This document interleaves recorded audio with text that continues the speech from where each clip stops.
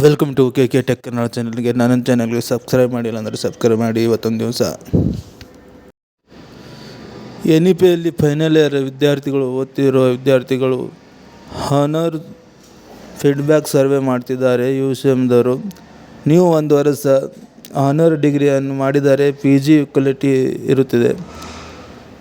ಯಾವ ವಿದ್ಯಾರ್ಥಿಗಳು honour degree ಮಾಡಬೇಕು, ಒಂದು ವರ್ಷ ಎಕ್ಸ್ಟ್ರಾ ಕಲಿಬೇಕಂದವರು ಈ ಹಾನರ್ ಸರ್ವೆಯನ್ನು ಹೇಗೆ ಫಿಲ್ ಅಪ್ ಮಾಡಬೇಕಂತ ನಾನು ನಿಮಗೆ ತಿಳಿಸ್ಕೊಡುತ್ತೇನೆ.